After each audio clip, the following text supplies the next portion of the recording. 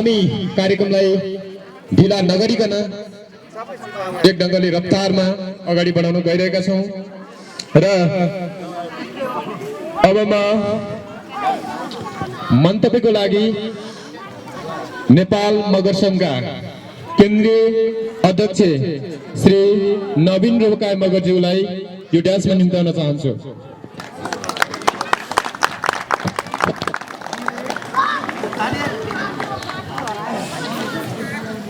धन्यवाद कार्यक्रम सञ्चालकहरू, तपाईँ सम्पूर्ण आदरणीय दाजुभाइ तथा दिदीबहिनीहरूमा नेपाल मगर संघ केन्द्रीय समिति तथा संसारभरिका लाखौं मगरहरूको तर्फबाट स्वीकार्नुहोस् झोरले झेडु सेमिया पाउ साथै मगरा अभिवादन। साथै नेपाल र नेपाली जनताको मुक्ति र स्वतन्त्रताको लागि यो देशमा पहिलो पटक अधिकार नपाए खोसेर लिनुपर्छ। यदि जनताले अधिकार पाएन भने विद्रोह पनि गर्नुपर्छ भन्ने मान्यताका साथ गोर्खा जिल्लाले नै यो भूमिले नै जन्माएको लखन थापा मगर यो देशको प्रथम राजनीतिक विद्रोह गर्ने यो देशको प्रथम शहीद लखन थापा मगर, त्यसैगरी नेपालको परिवर्तनको लागि विभिन्न कालखण्डको क्रान्तीय आन्दोलनमा शहादत प्राप्त गर्नुहुने हजारौं ज्ञात अज्ञात शहीदहरू, आदरणीय गुरु नेपाल मगर संघका संस्थापक अध्यक्ष हेमबहादुर पुन मगरज्यू, त्यसैगरी आदरणीय गुरु अथवा नेता गोरेबहादुर खपाङ्गी मगरप्रति म हार्दिक श्रद्धाञ्जली व्यक्त गर्न चाहन्छु। आज नेपालको इतिहासमा मगर जाति र मगराटका जनताले आफ्नो राज्य अधिकार इतिहासमा गुमाएको भूमिमा हाजिर हुन पाउँदाखेरि म कता कता दुखी पनि भइरहेको छु, कता कता तपाईहरुको यो नयाँ अभ्यास र प्रेस हेर्दाखेरि म खुसी पनि भइरहेको छु। अवश्य पनि नेपालको इतिहासमा गोर्खाली जनता र गोर्खा मातो जो मगराटको ऐतिहासिक मातोलाई यदि हामी बाहिर राखेर विश्लेषण गर्यौं भने नेपालको इतिहास पुरो हुन्छ, नेपाली जनताको इतिहास पुरो हुन्छ।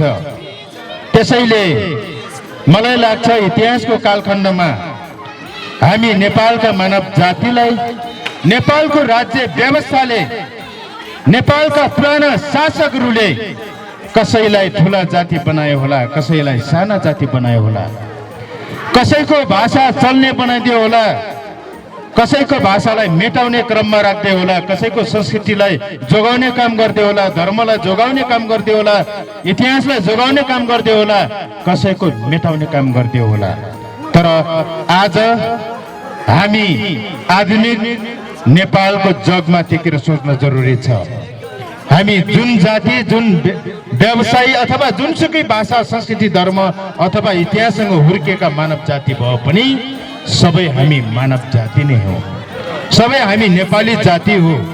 त्यसो भएको कारणले पुराना शासकहरूले, पुरानो राज्य व्यवस्थाले जो जातिहरूलाई भाषिक, सांस्कृतिक, जातीय, धार्मिक, ऐतिहासिक, सामाजिक, राजनीतिक रूपले विभेद गरेको छ त्यसको विरोध गर्न जरुरी छ। सबै नेपाली जनताले त्यसको खिलाफमा हामीले आवाज दिन जरुरी छ।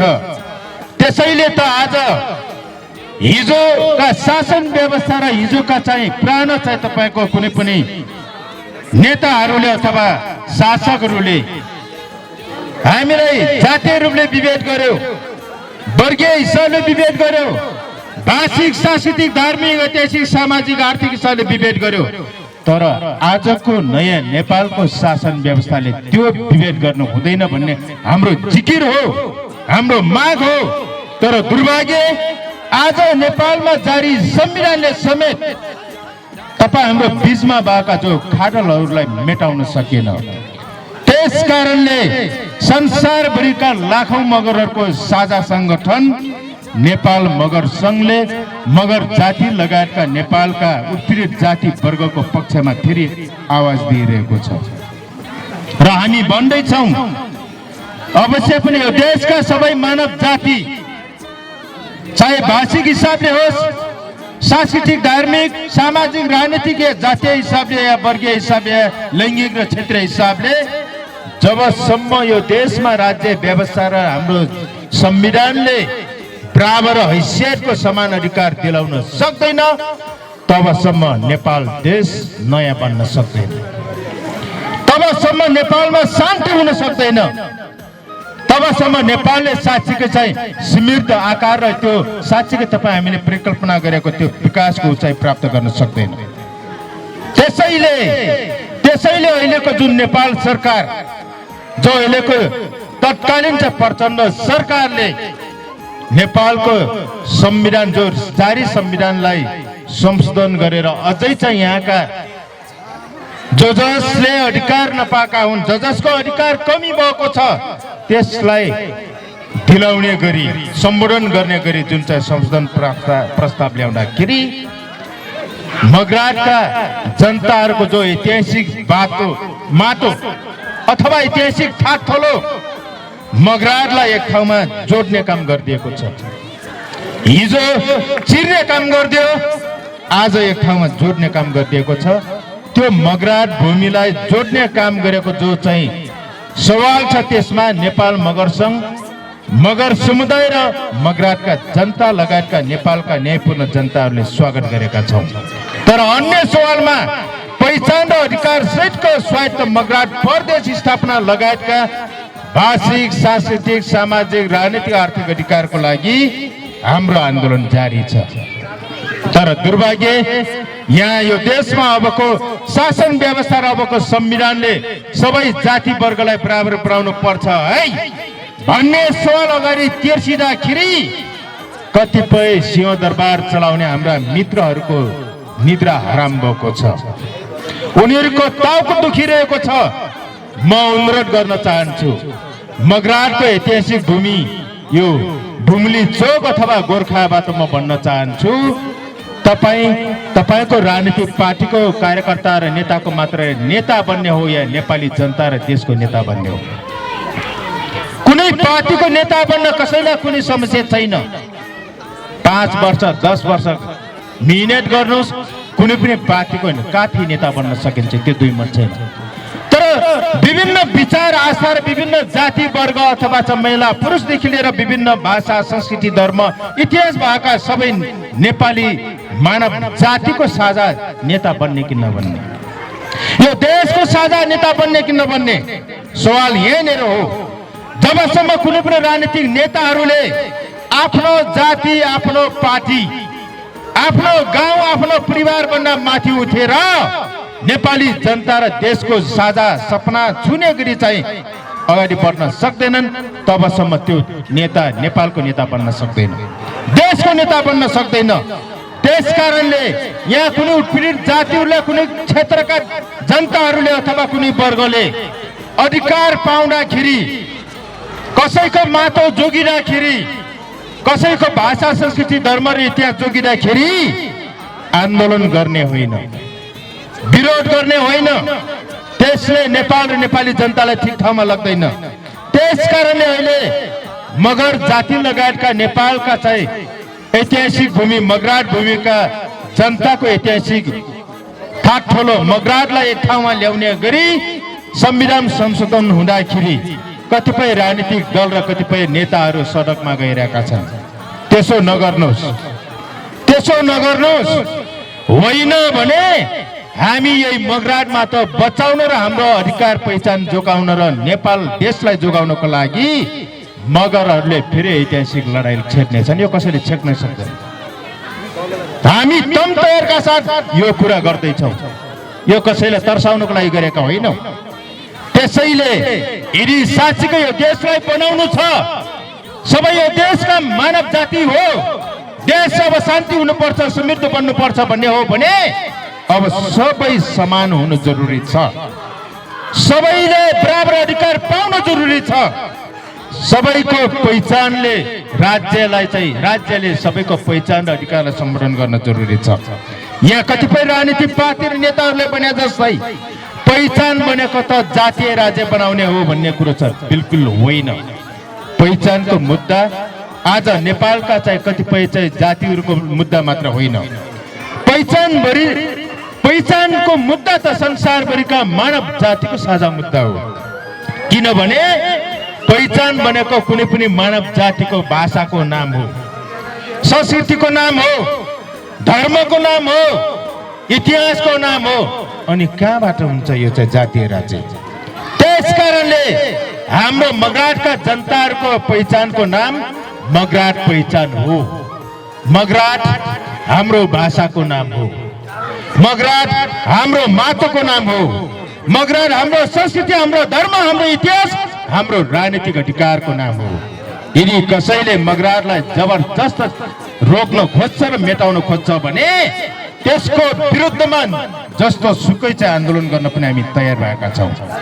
त्यसकारणले हामी फेरि पनि सोध्न चाहन्छौँ, यदि मगराटलाई सिद्ध यो त मगरकोसँग मात्र रिलेटेड, मगरको मात्र हो भनेर भरम पार्ने काम गरिन्छ भने जसले मगराटलाई मेट्छ त्यसले नेपाललाई मेट्छ। नेपालको प्राचीन नाम के हो? नेपालको पुरानो नाम के हो? मगराट देश भनेर चिनिन्थ्यो नेपाललाई। आज आधुनिक समयमा आएर मात्रै नेपाल भन्ने नाम रूपान्तरित भएको। इतिहास पढ्न जरुरी छ। सायद मगर जातिको हातबाट राज्य सत्ता फुट्किएपछि त्यो इतिहासहरू नमेटाएको भए आज हाम्रा पुस्ताहरूले त्यो मगराट हाम्रो पुर्ख्यौली देशको नाम रहेछ भनेर चाहिँ पढ्थ्यो होला। आज त्यो पढ्ने मौका पाएका छैन। त्यसकारण मगराट मगरको मात्र होइन, मगराट यहाँका सबै आदिवासी जनजातिहरूको पनि हो, मगराट बाहुन क्षेत्रको पनि हो, दलितको पनि हो, अन्य सबै जातिको साझा भूमि हो। त्यसकारणले कम्तीमा इतिहासमा निर्माण भएका यो ऐतिहासिक सभ्यतालाई हामीले जोगाउँदाखेरि एउटा जातिको मात्र होइन, देशको सभ्यता र इतिहास जोगिन्छ भन्ने मान्यताका साथ मगराट सहितको नेपाल बन्नुपर्छ, नेपाल सहितको मगराट बन्नुपर्छ भनेर माग गरेका हौँ। त्यसकारणले हामी मगराट प्रदेश कुनै नेपालभन्दा फरक देश बनाउनको लागि हामीले माग गरेका होइनौँ। हामी देश हाम्रो नेपाल नै हो, तर प्रदेश मगराट नै बन्नुपर्छ। त्यो प्रदेश बाहुन क्षेत्री सहितको मगराट बन्नुपर्छ, दलित सहितको बन्नुपर्छ, यहाँका सबै आदिवासी जनजाति सहितको नेपाल देश सहितको मगराट बन्नुपर्छ भनेका छौँ। त्यो मगराट भूमि र त्यो क्लस्टर बचाउनको लागि हामी अगाडि बढेका छौँ र यहाँहरूलाई जानकारी गराउन चाहन्छु। भोलि पोखरामा हाम्रो जुन 2067 साल मङ्सिर 25 गतेका दिन हामीले मगराट स्वायत्त प्रदेश घोषणा गरेका थियौँ। सबै जाति, सबै राजनीतिक पार्टी सहित चाहिँ हामीले घोषणा गरेका थियौँ। नेपालमा मगराट यस्तो हुनेछ, त्यो मगराट भित्रका अन्य जातिहरूको यस्तो हुनेछ अधिकार, मगरहरूको यस्तो हुनेछ, मगराट भन्दा बाहिरका मगरहरूको यस्तो हुनेछ, बिल्कुल काफी पिक्चर दिएका छौँ। त्यसैले भोलि हामी वार्षिक उत्सव मनाउँदैछौँ, मगराट जनसभा छ। त्यसरी अहिलेको यो मगराट क्लस्टर र मगराट भूमिलाई बचाउनको लागि हाम्रो कार्यक्रम लगातार चाहिँ हामीले जारी राखेका छौँ र यसमा तपाईँहरूले साथ दिन जरुरी छ। आफ्नो माटो टेक्ने माटो रहे नै सबै मानव जातिको अस्तित्व रहन्छ। माटो रहेन भने भोलि भुटानी शरणार्थी जस्तै देशविहीन भएर जिउनु पर्ने बाध्य हुन्छ, राज्यविहीन भएर जिउनु पर्ने हुन्छ, माटोविहीन भएर जिउनु पर्ने हुन्छ। त्यस कारणले मगराटको लागि बरु लाखौं मगरहरूले आफ्नो छाती दिन तयार, तर मगराट माटो हामी दिनेवाला छैनौँ। देशको लागि नेपाली जनताले लाखौं करोडौंले शिर बुझाउन तयार, तर चाहिँ हामी देश बुझाउन दिँदैनौँ। यो मान्यताका साथ हामी अगाडि बढेका छौँ र बाँकी पछिल्लो चरणमा नेपाल मगर पर्यटन समाजले आफ्नो पुर्ख्यौली थाकथलो बस्तीहरूमा हाम्रा पुर्ख्यौली व्यवसायहरूलाई, पेसाहरूलाई कसरी आधुनिक चाहिँ पेसासँग चाहिँ तपाईँको रूपान्तरण गरेर त्यो समाजलाई आर्थिक हिसाबले समृद्ध बनाउने, सामाजिक सुधार गराउने, त्यो सुधार हुनु भनेको त्यो समाजका कुनै पनि समुदाय, त्यो वर्ग अथवा त्यो समाज मात्र होइन, त्यो भूगोल मात्र होइन, सिङ्गो देशले चाहिँ तपाईँको एउटा विकास गर्नु हो। त्यस कारणले जो पर्यटन व्यवसायी साथीहरूले जुन तह र तबकामा बसेर तपाईँहरू अगाडि बढ्नु भएको छ, यो एउटा राज्यले गर्ने कदम हो। सायद मलाई लाग्छ राज्यसँग यो खालको योजना देश यसरी चाहिँ निर्माण गर्न सकिन्छ है, देशलाई यसरी विकसित पार्नुपर्छ भन्ने खालको योजना भएको भए नेपाललाई एउटा चाहिँ तपाईँको पर्यटन केन्द्रको रूपमा बदल्न सकिन्छ। तर राज्यसँग त्यो योजना छैन। त्यस कारणले कतिपय पर्यटन व्यवसायी साथीहरूले मगर पर्यटन व्यवसायी सङ्घ जस्ता तमाम चाहिँ सङ्गठनहरूले आफ्नो पहल गर्दा गर्दै पनि कतिपय अवस्थामा उहाँहरूले दुःख पाउनु भएको छ, व्यवसाय असफल भएको छ। यसमा यसरी बुम्ली चोक गाविसका जुन चाहिँ हाम्रा दाजुभाइ दिदीबहिनीहरूले नयाँ कदम उठाउनु भयो, यसमा विभिन्न पर्यटन व्यवसायी साथीहरूले सङ्घ संस्थाहरूले सहयोग गरेकोमा म यहाँहरूलाई हार्दिक बधाई दिँदै आगामी दिनमा तपाईँहरूको यो कदम एउटा बुम्ली चोकलाई मात्र विकास गर्ने होइन, यो एउटा कदम नै सिङ्गो नेपाललाई चाहिँ तपाईँको विकसित बनाउने एउटा चाहिँ अभियानमा लगेको कारणले यसलाई अझ समय सापेक्ष अझ विकसित पार्न जरुरी छ।